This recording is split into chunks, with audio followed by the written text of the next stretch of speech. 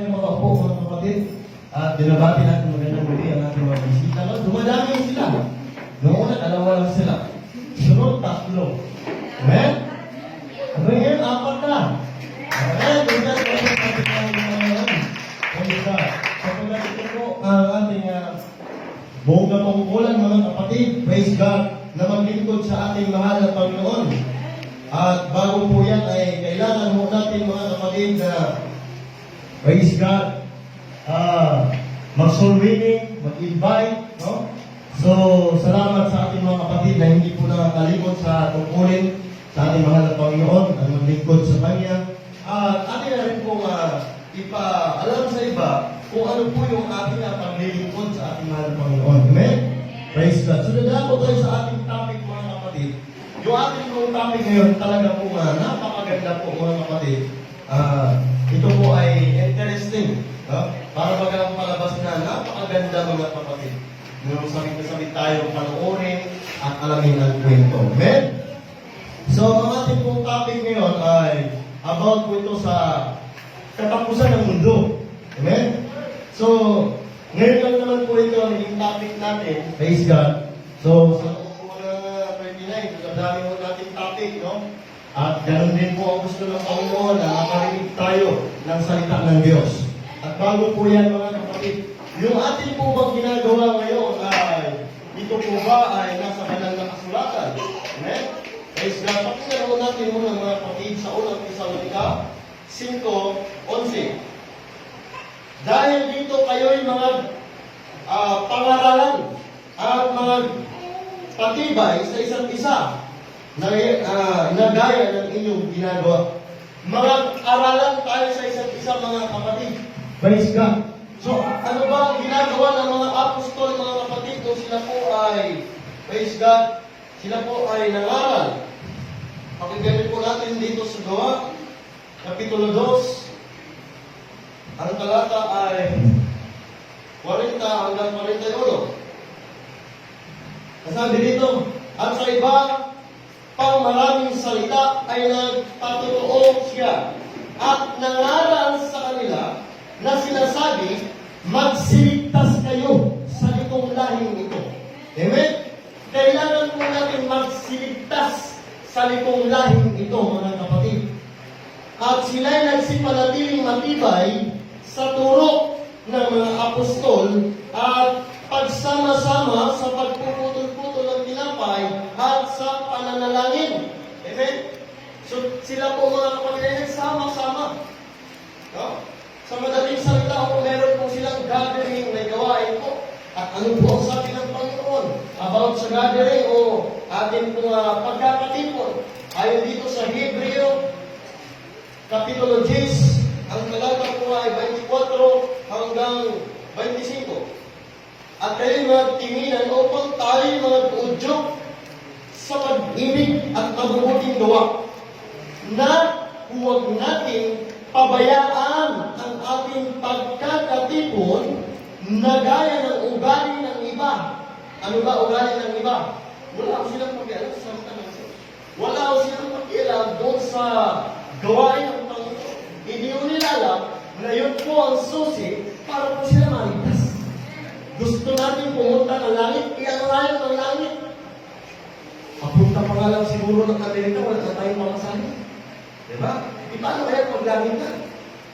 Kung gusto natin pumunta ng langit, simbahan lang, hindi tayo makapunta. Pero pagkatanongin mo yung mga yan, saan gusto mo? Ano lang? Langit. Ang bilis mo ito. Wala siguro. Pero ang tanong, ano ang paraan? Unang hakbang ang ating gagawin para makapunta tayo sa langit. Ang sabi ng Panginoon, huwag natin pabayaan ang pagkakatipon. Ang tanong, bakit po hindi natin pwedeng pabayaan at huwag natin pabayaan ang ating pagkakatipon? Ano bang meron sa pagkakatipon? Kundi mga aralan sa isa't isa. Meron pong aral na tayo maririnig para po tayo matuto. Ano pa ang dahilan bakit kailangan natin ang pagkakatipon at makinig ng aral ng Diyos? At lalo na kung inyong namamalas na nalalapit na ang araw Nalalapit na ang araw. Yun po ang ating pag-uusapan ngayon, mga kapatid. Yung pagkawasak o katapusan ng sanlibutan. Amen? Praise God, hallelujah. So, ang katapusan ng ating mundo, mga kapatid, ating po ngayon alamin. Alam niyo po, marami po reliyon na nangangaral about po doon sa pagkawasak ng mundo, pagbabalik ng Panginoon, pagpuksa sa kahuli-huliang lahi ng tao. No? Maraming reliyon, mga kapatid, maging ang mga scientists, sila po ay naniniwala na ang mundo ito ay mawawasak at masisira. Natunayan nga po, ibinalita na po nila na ang mundo natin ay palubugan ng palubog. Kaya ang scientists ngayon ay umahanap, no? Umahanap sila ng mapaglipatan sa mga tao. Narating na nila ang buwan, ngunit sa buwan walang tubig. So mahirap mabuhay ang tao doon. No? Meron silang tinitingnan ngayon na lugar, yung Mars. No? Kasi merong unggoy na inilagay doon na buhay. Pero patay na rin. Patay na rin. Hindi talaga ang tatagal. Wala kasi ibang nilikha ng Panginoon na mundo para sa tao, para mabuhay. Dito po may mga halaman, may tubig, at yung hangin po natin talagang para mo sa tao. No? So mabubuhay mo tayo. Maging, kung kilala niyo si Nostradamus, kilala niyo po, siya po yung bumula doon sa 2012 na palabas. Na ginawan pa ng pelikula kung paano mawasak ang mundo. Sino nakapanood ng 2012 na palabas? So marami. Kayo lahat napanood na yun. Kasi doon tayo 2012, no? So nakita natin kung paano po winasak. Doon ang nakakagimba, nakakalungkot, nakakatakot, nakakapag-alala, kalagim-lagim. Ang mga nangyayari, doon pala sa palabas na yun, makikita mo. Di ba po? Yun po ang hula ni Nostradamus. No? Yan po ay sa kapatid nating mga Jehovah Witnesses, si Nostradamus. Hula na yun. Pero hindi yun nila napagtanto, mga kapatid. Yung 2012, alam niyo po, no, 2012, March or May, parang May yata. May 1 and 2 hanggang 5 yung kanilang exact na prediction na mabunaw ang mundo. No, si Nostradamus.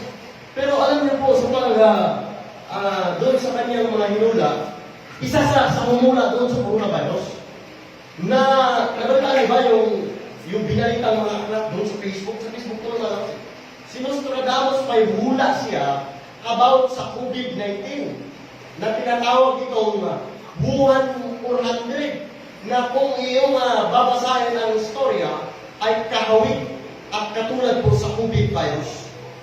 No? Ito po ay biological weapon na nilikha ng isang scientist dahil binayaran siya ng mga Chinese. No? Para upapuksa sa mga away. Ngayon, ito po raw ay talagang napakadaming namamatay. At hinula niya sa taong 2020 po, ito po ay lalabas at pupuksa ng maraming buhay. Yan po si Nostradamus po, kapatid. Kaya yung hinula niyang 2012, marami rin pong nagtaka roon. Bakit hindi nangyari? Kasi po, nakapokus po sila doon sa taong 2012.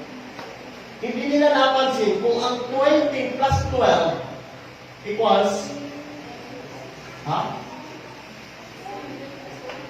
Oh, 2032. Baka maaari. No? Pero hindi natin sinasabi na matatapos na ang mundo. Ngayon, alamin natin sa banal na kasulatan kung ano ang pagtatapos ng mundo, mga kapatid. Hallelujah. So, ano ba ang araw ng kawasakan o paghuhukom ng Diyos na tinatawag ng katapusan ng mundo? Buksan natin ang ating aklat dito sa Nehemia. Nehemia, praise God, hallelujah. Chapter 1:14. 14 to 15.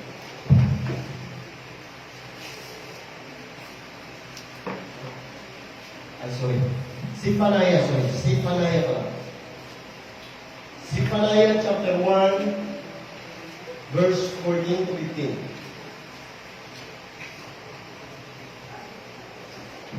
Ang sabi po rito, Hallelujah. Ang dakilang kaarawan ng Panginoon ay malapit na. Malapit na at nagmamadaling mainam. Sa mga tuwid bagay ang tinig ng kaarawan ng Panginoon. Ang makapangyarihang tao ay sumisigaw roon ng kalagim-lagim.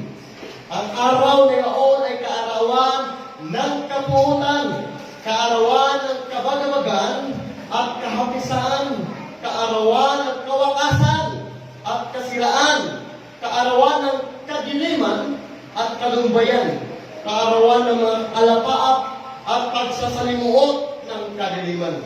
Yun po ang hinihintay ngayon ng buong mundo na magtatapos. At ang Diyos po ay, siya po ay babalik mga kapatid para po ang mga tao ay talaga po mahatulan ayon sa kanilang mga gawa. No? So ang panahon na yun ay kalagim-lagim, katakot-takot, karimari-mari ang mangyayari. Bakit? Yung mga makapangyarihang tao ay sisigaw.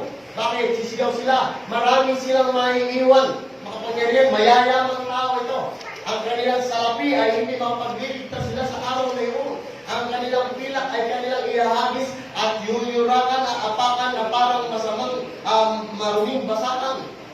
Sa mga tuwid, wala na pong kabuluhan. Amen? Praise God. At sa Zephaniah chapter 1 verse 18, kahit ang kanilang pilak o ang kanilang gintuman ay hindi makapagliligtas sa kanila sa kaarawan ng kapuutan ng Panginoon, kundi ang buong lupain ay masusuko sa pamagitan ng apoy ng kanyang paninibugho, sapagkat wawakasan niya, oo, siya ang kakilakilabot sa nawakas nilang lahat na nagsisitahan sa lupain. So, napakahirap po mga kapatid kung hindi po tayo handa. Alam niyo po, yung buhay natin ngayon, saglit na po ito. No? Bukas ng kalawa, tayo po ay mamamatay. Kaya tandaan po natin yung salita ng Panginoon na siya po ay merong dalang poot, galit. Siya po ay maghihiganti. Bakit siya maghihiganti? Binigyan niya ng buhay ang tao, pero hindi man lumapit at magsampa sa kanya. Amen. Praise God. Hallelujah. Kung ang tao ay gagawa ng tirahan sa labas ng mundo, ay hindi ba siya masama sa paglipot? Na-imagine ba natin? Halimbawa, kasi ang sabi doon, lupain. So sa lupa mangyayari. Ang tanong, ano kaya kung ang tao ay titira siya sa labas ng mundo? Diba? Sa outer space siya, magtayo ng bahay doon o tirahan, pwede yun. Diba? Meron lang mga ganun eh. Yung mga astrologers, nandun yan sa kalawakan. Sila yung nag-ooperate sa mga satellite, diba? Sa astronomy, nag-iikot sa universe para masaliksik nila at malaman pa kung ano-ano yung mga bagay na nakalagay dun sa kalawakan. Maliban sa mga asteroid, malalaking mga pato, di ba? Mga planeta, di ba? Mga napakatid. Merong buwan, may araw, may liquid. Yan po yung isa sa mga na-discover nila. At na-discover po nila na ang mundo ay bilog. Di ba? Sa Isaiah 42 verse 22, no? Ang mundo ay bilog. Nalaman yan ng mga scientists. Pero bago na nila nalaman, nakasulat na sa banal na kasulatan. Amen? Praise God, hallelujah. So, pwede ba, brother? Baka pwede. Maaari ang tao gagawa ng tirahan doon sa labas ng mundong ito. Maaari hindi ba? Baka hindi siya, pwede ba siya hindi madamay sa paglipod o sa kapuutan ng Panginoon? Pakinggan natin mga kapatid dito sa Obadya. Amen? Sa Obadya chapter 1, verse 4.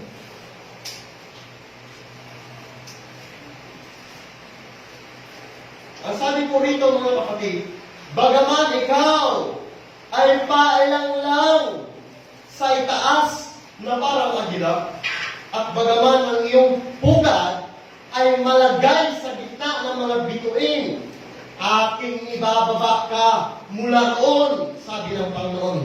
Kita mo na, kahit ang tao gagawa ng pugad. Sa madaling salita, siya gagawa ng tahanan doon, katabi sa mga bituin. No? Sa labas ng mundo. Ano mangyayari? Ano gagawin ng Diyos? Ibababa pa niya ng Diyos. Lahat ng bagay na yan, makalaglag yan pagdating ng araw. Amen? Ito paano naman, brother? Kung ang, halimbawa, wala kang takas eh. Kung pupunta ka ng outer space, sa labas nitong mundong ito, ay ibababa ka pa rin pala ng Diyos. Hihilahin ka pa rin ng Diyos, o madadamay ka pa rin sa galit ng Diyos sa kanyang pagpuksa sa mundong ito. Ang tanong, ano kaya, brother? Kung ang tao naman ay gagawa ng tahanan doon sa ilalim ng lupa, o ang tao ay maghuhukay para doon sa ilalim ng lupa magtago, baka maaaring makaligtas siya, brother. Pakinggan natin kung pwede bang mangyari yun. Ayon po sa Amos, Kapitulo 9, versikulo 2, tingnan po natin kung kahit ba maghukay siya or doon siya magtago sa ilalim ng lupa o may underground doon, ay maaari ba siya makaligtas?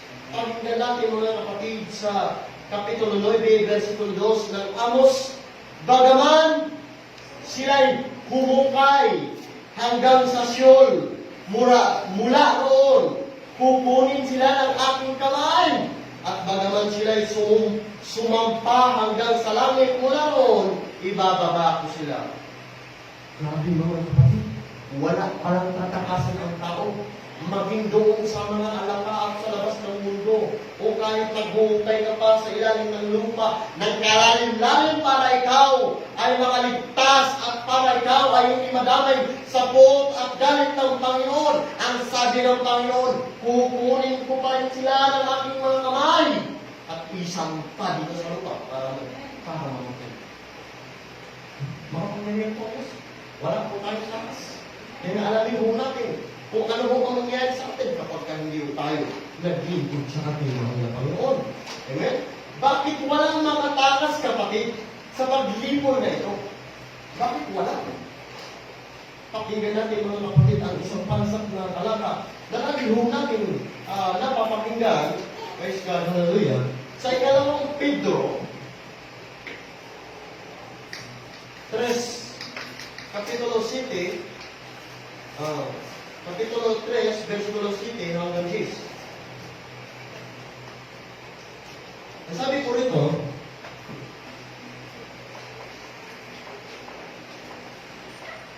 ngunit ang sangkalangitan ngayon at ang lupa sa pamagitan ng iyong salita ay iningatan talaga sa apoy na itinataan sa araw ng paghuhukom at paglipol ng mga taong masasama.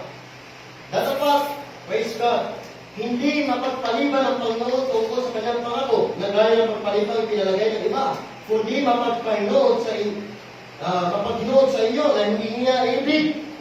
Ano daw ang gusto ng Panginoon? Hindi niya ibig na sino man ay mapahamak. Ano ang gusto ng Panginoon? Ang lahat ay magsipagsisi. Datapat darating ang araw ng Panginoon na gaya ng magnanakaw, na ang sangkalangitan sa araw na yun ay mapaparam. Yun pala, bakit kahit nasa langit pala mga kapatid ay hindi makakaligtas? Bakit? Ang sangkalangitan ngayon ay mapaparam. Bakit mapaparam mga kapatid? Praise God, hallelujah. Nagkasabay ng malaking ubong at ang mga bagay sa langit ay mapupugnaw sa matinding init at ang lupa at ang mga gawang nasa lupa ay mapawang masusunog. Ayun. Langit, lupa ay masusunog, mga kapatid. Ang tanong, alam ba ito ng tao kung kailan mangyayari? Alam niyo ito sa banal na kasulatan. Meron bang nakalagay sa banal na kasulatan kung kailan mangyayari ang paglipol at pagwasak ng Panginoon sa pamamagitan ng apoy sa mundong ito? Para pag alam natin, tulad lamang po ng kung alam po natin na may magnanakaw na dating sa ating bahay, abay, nakahanda na tayo. Yung baril ay nakatulog na doon sa pintuan. Pagbukas ng magnanakaw, bakit? Alam mo na kung kailan siya papasok. Diba? Kaya ang sabi, gaya ng magnanakaw, darating ang Panginoon sa madaling salita, hindi natin alam kung kailan darating ang Panginoon. Ngayon, alamin natin, praise God, sa banal na kasulatan, kung may nakakaalam ba or kailan ba mangyayari itong sinasabi na paglipol sa pamagitan ng apoy? Pakinggan natin mga kapatid sa Mateo 24, 36. Ayon po rito mga kapatid, ngunit tungkol sa araw at oras na iyon ay walang makakaalam. Yun. Walang makakaalam kahit ang mga anghel sa langit. Amen? Ngunit sa oras na iyon ay walang makakaalam. Kita mo lang? Hindi pala natin alam kung kailan mangyayari yung pagbibol na yun. Kaya lagi tayong handa. Diba? Ang sabi roon, kayo'y mga aralan sa isa't isa at kayo'y mga kinig ng salita ng Diyos sapagkat hindi niyo nalalaman kung kailan darating ang Diyos. Amen? Praise God. May pangyayari na ba kung saan dapat itulad ang darating para ating malaman? Amen? Alam naman, meron na bang nangyari noon na katulad ito? Meron na po mga kapatid. Katulad lamang po ng karawan ni Noah. No? Alam po natin, nabasa po natin yan. Yung karawan ni Noah, mga kapatid. Na kung paano nangaral din si Noah dahil narating ang malaking baha, ay wala pong naniniwala sa kanya. Ang nangyari, napahamak po. Praise God, hallelujah. Sinasabi ng iba, hindi naman totoo ang pag-uukol. No? Sasabihin ng iba, ayaw nila maniwala. Minsan sasabihin ng iba, ay nananakot lang sila. Sabihin ng iba, nananakot lang tayo. Hindi sila naniniwala na mayroong pag-uukol mga kapatid. Praise God. So anong katunayan na talagang mayroong pag-uukol? Tingnan natin mga kapatid. Praise God.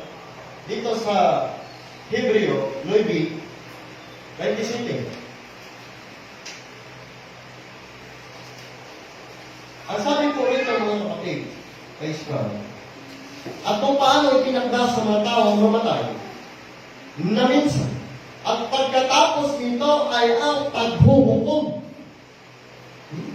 Ayaw maniwala nila. Sabihin nila, tinatakot, talanakot lang yan. Ay, mas maigi naman ako tayo, mga kapatid. Pagkurunan lang, takot tayo. Eh, kanino ba dapat tayo matatakot, mga kapatid? Pakinggan natin. Sa Mateo, Kapitulo 10, 28. Kanino ba tayo matatakot sa coronavirus ba? Praise God. Mateo, Kapitulo 10, 28. At huwag kayong mga takot sa mga nagsisipatay ng katawan.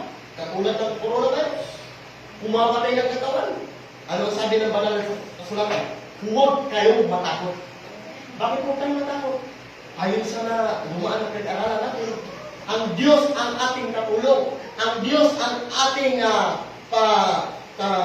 katulong siya at siya po ang nagpuprotekta sa atin. Amen?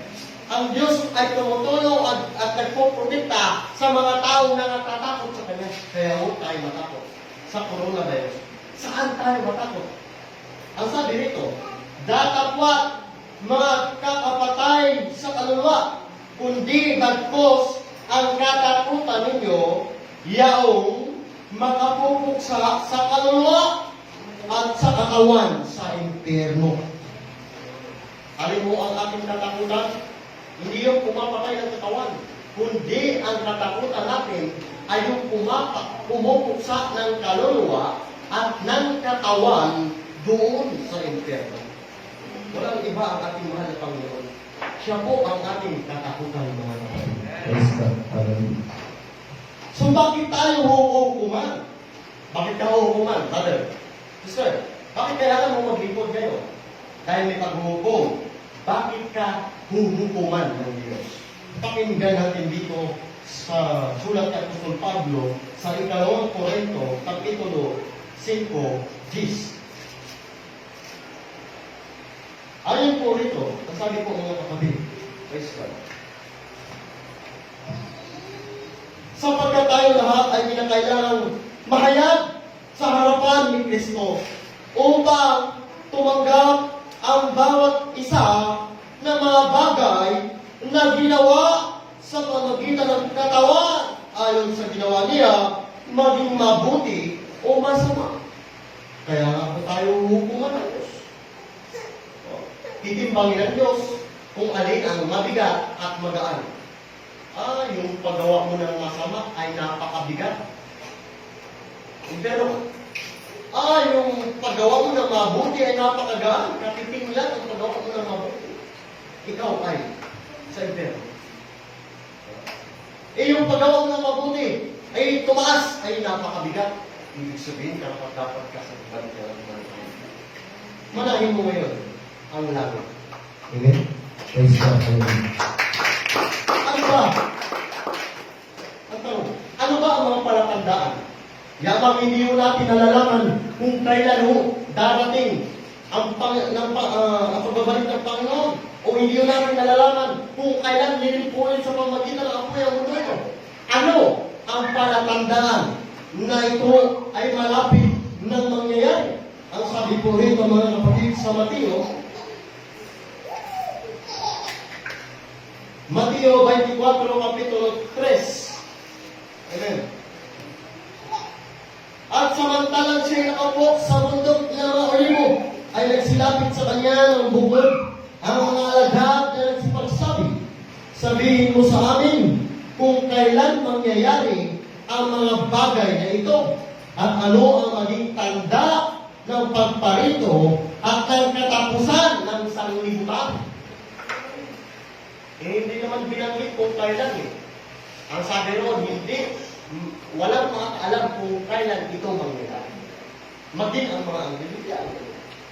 Tangi ang Ama lamang na nasa langit ang nakakaalam kung kailan yun. At hindi na isinulat yun kung kailan.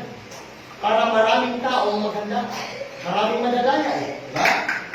Kapag alam ng tao na babalik na ang Diyos, abang kung kailan sila doon maglilipot eh. Diba? Halimbawa, kung kailan na darating na yung DSWD doon sa bahay mo, may maghahanda ka.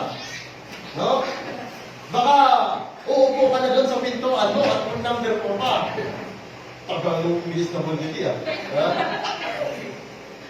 Di ka mapakali kasi darating 6'5 yun.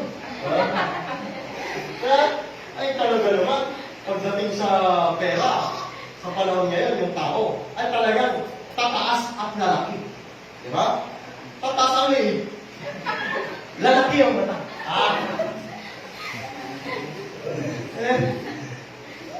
Mahirap eh. Yun talaga ang tao eh. Yun ang nangyayari ng tao. Maging tayo, naghihintay eh. Pero, ang higit natin hintayin yung pagbabalik ng Panginoon. Amen? Kung atin pong pinaghahandaan at pinakananasa yung tulong ng gobyerno na darating sa atin, hindi naman nasabay. Mas lalo natin paghahandaan at nasaing makamtan yung pagbabalik ng ating mahal na Panginoon. Amen? Kasi, bibigyan ka 6'5 ngayon. Ang problema, sister, pipilitin ka rin bumili ng 2 sakong bigas. Ang problema ngayon, may kalahating kapag ka na sa bahay mo. Ngayon, magkadang bulong ka na yung mga bigas mo ngayon. Diba? Yun ang gusto nila eh. Hindi naman yun ang sinabi ng Presidente. Bigyan nyo. Wala kayong pipiliin. Diba? Pero pagdating doon sa kanila, pagkasino lang yung papasa sa paningin nila, yun na yun. Pag maganda ang gate mo, maganda ang bahay mo, ikaw pa yung lalapitan nila. Di ba? Kung sino pa yung mga tao mahirap, kawawa sila ng mga tao. Pero pagdating sa ating mahal na Panginoon, hindi ganoon. Hindi pipiliin ng Panginoon kung sino ang nararapat. Ang pipiliin ng Diyos, yung nakikita niya na nagtsatsaga at talagang nagtitis.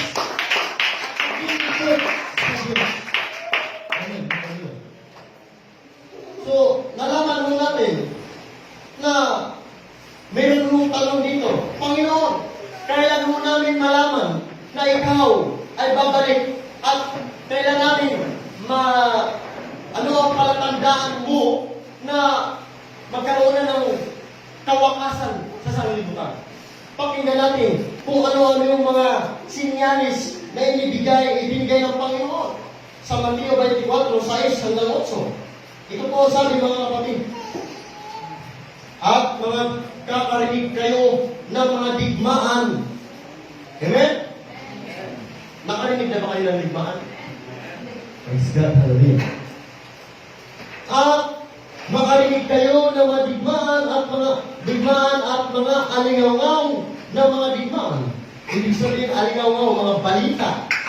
Ingatan ninyo na huwag kayong mga lumihanan sapagkat kinakailangan ito'y mangyari.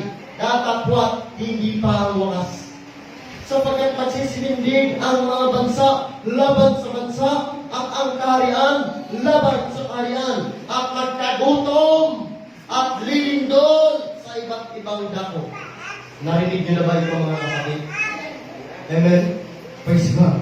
Unang digmaan, noong 1914 hanggang 1918, unang digmaan. Di ba mga kapatid, nagkaroon digmaan? Habang may digmaan, may matinding gutom. Pangalawang digmaan mga kapatid, nangyari po siya noong 1939 hanggang 1945. Pangalawang digmaan.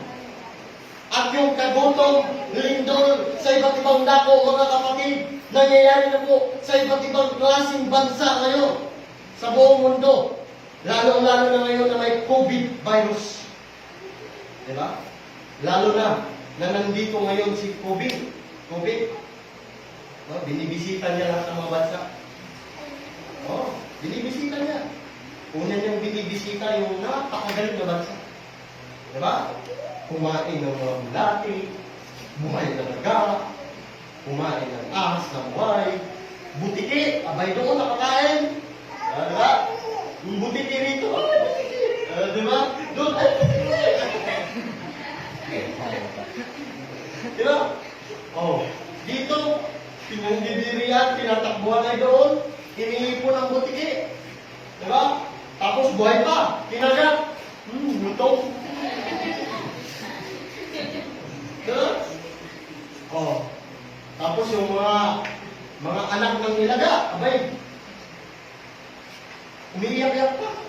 Sinawsan sa suka, kapag gumagalaw, si Dinaoy. Diba? Buhay pa rin. Kaya anong ginawa ng Panginoon? Kinoronahan sila. Kinoronahan.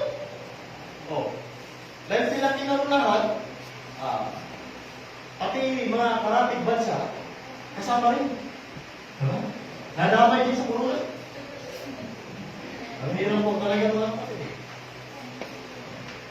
Okay? So dahil sa COVID-19, marami lang nagutom. Maging ang mga pangyarihan, unang pangalakas na bansa, ang US, ang Amerika, abay nagkaroon ng kagutom. Galit na nga yung presidente nila ito. Galit na galit. At nagsama-sama na itong mga bansa na ito dahil pag natapos lang nito yung pandemic, paparusahan nila yung kaya. Sa tingin ba natin, hindi tayo madadamay pag pagkaroon ng gina? No? Yung China ngayon, nagpapahiwatig na kailangan nila na ang Pilipinas ay kalyano. At ang Pilipinas gagawin battleground lang ng US. Pagka nangyari yung mga kapatid, ano pa? Kahit mag-quarantine pa kayo, kahit mag-lockdown pa kayo dyan, ang mga kumpanya magsasara. Sino-sino ba yung mga taong, mga mayayaman dito at may-ari ng lahat, halos lahat ng kumpanya na pinapasukan o Pilipino? Chinese. Pagka nagkaroon ng digmaan, uurong yan, uuwi ka sa bansa nila. Kukunin lahat ng pera, ano nangyari sa mga tao? Gutom. Ang Pinoy, abay, kung sino pa yung nandyan sa kanyang sariling bansa, siya pa yung alipin ng taga-ibang bansa. Ganun po ang katotohanan. Nakakalaw po pa isipin, pero tayo mga kapatid sa Diyos, kailangan po natin ang aasahan natin at pag-asa natin ang Panginoong Kristo po. Amen. Praise God. Ano ang pinapadya nito mga kapatid? No? Kung atin po itutuloy mga kapatid, datapot ang lahat ng mga bagay na ito ay siyang pasimula ng kahirapan. Pasimula ng kahirapan ito. Amen? Praise God. Nagsisimula na ang kahirapan. Lilipunin na ng Diyos ang sangkatauhan. Papatayin niya sa salot. Diba? Nabanggit natin. Magkakaroon ng salot, kagutom, digmaan. Dahil sa salot mga kapatid, maraming mamamatay.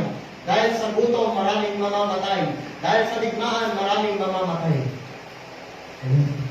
At pagka nangyari yun, katapusan na ng buong mundo. Matutupad na yung ating narinig kanina na maging ang langit at ang lupa, lahat ng bagay sa langit, mapupugnaw sa matinding init. Kasama ang mga taong hindi naglilingkod sa Panginoon. Ang sabi roon ay buwawa kasama ng Panginoon. At wala ng taong buhay, patay na lahat. Anong gagawin? Bubuhayin sila ulit ng Panginoon. At haharap sila sa hukuman ng Diyos. At hahamulan sila kung ano ang kanilang ginawa kung sila pa'y nabubuhay. Tandaan mo natin yan, mga kapatid. Huwag natin kalimutan na ang Diyos ay darating. At ang kanyang pagdating, ang purpose po at ang dahilan bakit siya ay darating para kukunin niya ang tao na naglilingkod